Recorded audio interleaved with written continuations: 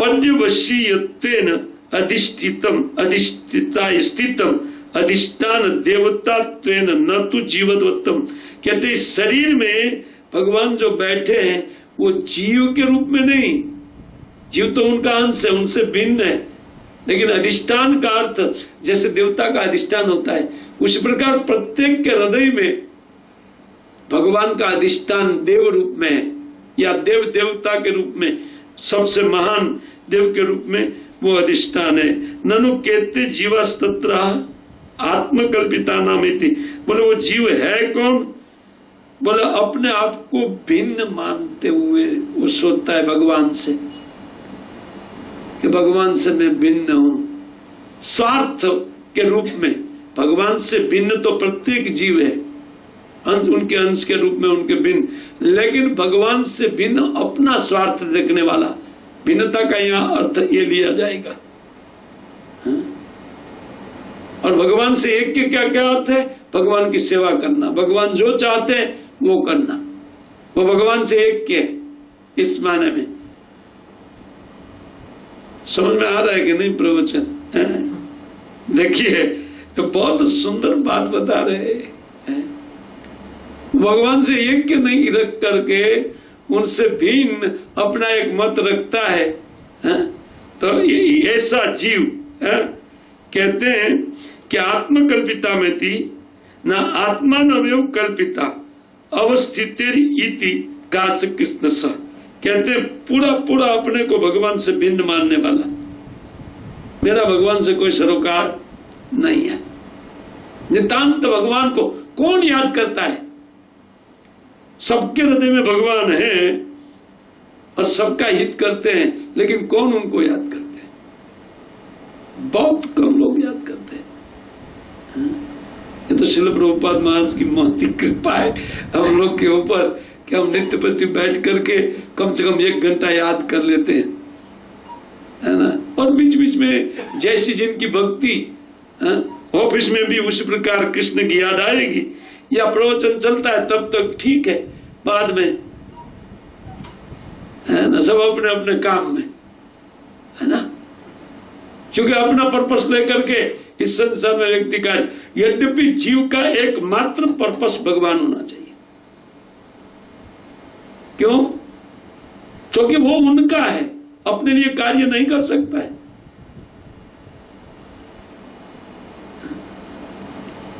जैसे वो बिका हुआ पशु होता है, कोई दाम देकर खरीदा हुआ पशु, तो वो स्वामी जहां रखे रहता है जो दे वो खाएगा, लेकिन काम क्या करेगा? उनकी सेवा। ऐसा हमारा अवस्था है, हम उनके लिए बनाए गए हैं। सब कुछ उनकी वस्तु का इस्तेमाल करते हैं, है ना। तो उनके लिए वस्तु उनकी, शरीर उनका, बुद्धि उनकी, मन उनका, सब कुछ उनका दिया हुआ है। हम कैसे अपना सेपरेट प्रोग्राम बना सकते हैं? लेकिन देखिए बन रहा है ना। यही तो माया है। तो देह भाजाम, प्रत्येक देहधारी जीव अपने आप को भगवान से सेपरेट समझता है, तो कहते हैं तो ठीक है। भगवतो अवस्था विशेषो, कहते हैं उन भगवान उन जीव के हृदय में, जीव के लिए क्या व्यवस्था करते हैं? तो बोलते जीव प्राकृत भोगार्थम ताम अवस्थाम संपादितवान इति अर्थ। जीव जो भोग की लालसा करता है, भगवान उन भोग को देते हैं, सामने लाते हैं।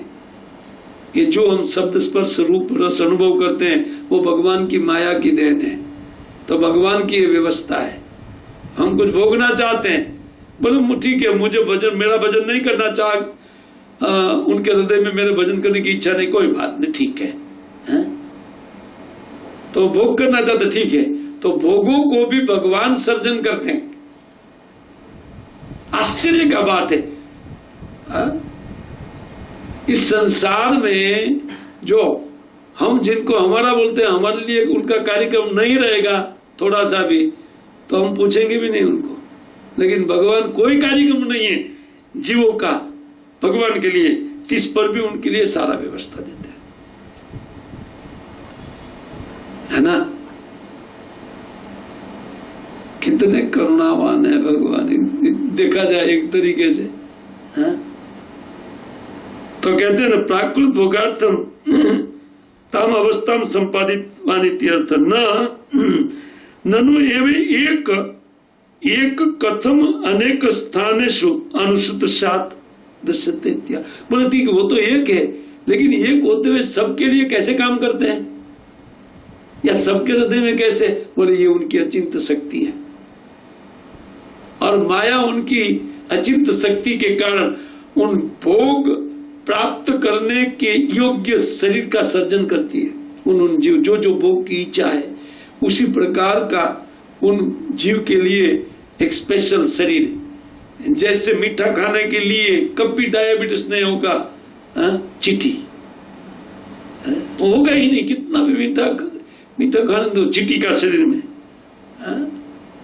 तो भिन्न भिन्न प्रकार का जैसा जो चाहता है वैसा शरीर भगवान दे देते हैं। शरीर भगवान ने दिया, व्यवस्था भगवान करते हैं उनके लिए कहते हैं संपादितवान।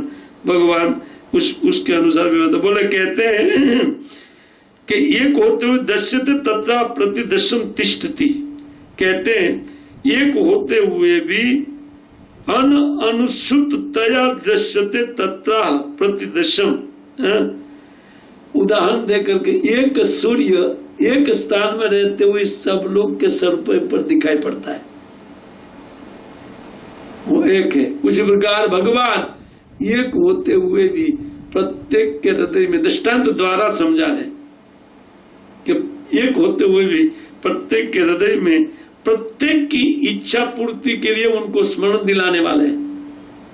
बेटा ये तुम भोग की इच्छा करते हो, और ये लो भोग, ये प्रकृति के, मेरी प्रकृति है, तुम अपने इस्तेमाल में लो। तो उन भोगों को भी सामने रखते हैं, स्मृति देते हैं। स्मृति का भावना को जागृत करते हैं।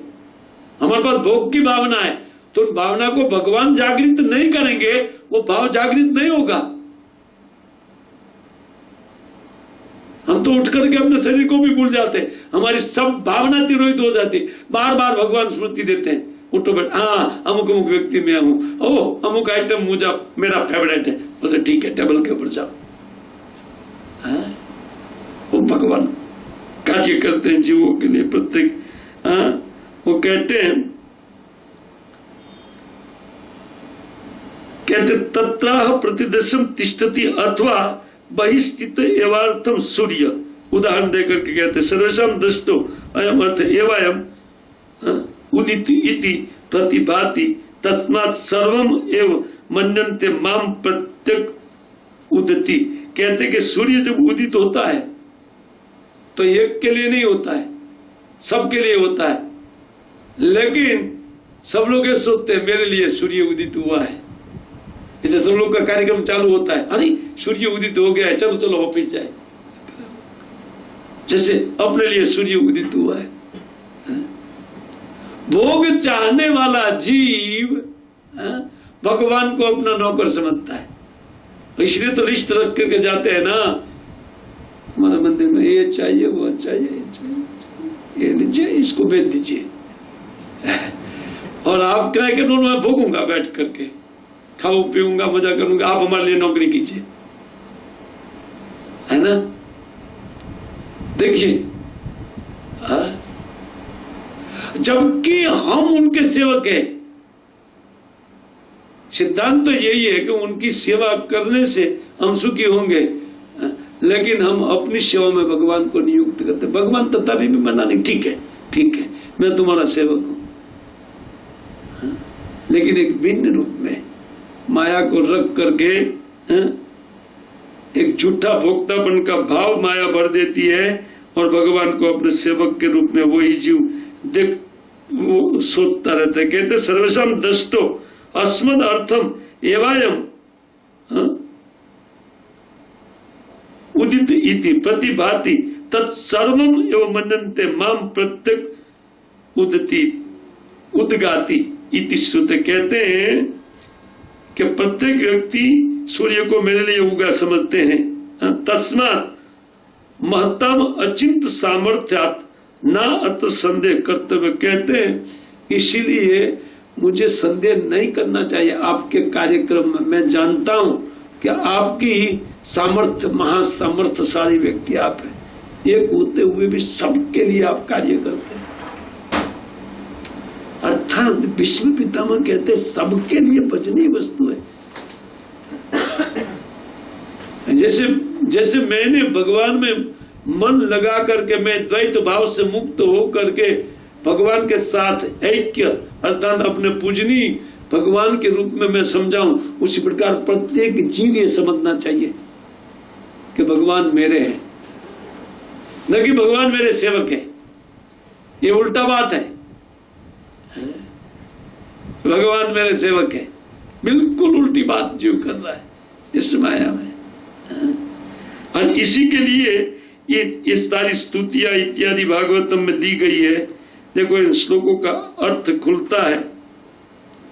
कहते हैं कि तस्मात् सर्वम एव मन्यन्ते माम प्रत्यग्न योगेन आत्मना तत्व योजितवान इत्यर्थ। लेकिन कहते हैं कि तस्मात् एवं विदम परमात्मानम सम्यक अधिष्ठितो अपि प्राप्तो अस्मि। वो भगवान सब जगह व्याप्त होते हुए भी मैंने प्राप्त कर लिया। किस रूप में? ना मेरे प्रिय के रूप में मैंने स्थिर कर लिया। यद्यपि भगवान की सर्वत्र व्याप्ति है, ब्रह्म के रूप में, परमात्मा के रूप में, लेकिन मैंने भगवती रूप में एक स्नेही के रूप में मैंने प्राप्त किया। बाकी भगवान सर्वत्र व्याप्त है, सब जगह है, लेकिन मैंने अपना मान करके, इसलिए ये पार्थ सारथी में कहते विजय कुटुंबी, जो अपने आप को कृष्ण का भक्तों का कौटुंबिक भगवान अपने आप को मान करके भक्तों का पालन करने वाले भगवान है। तो इन सब बातें मैंने इसलिए कही है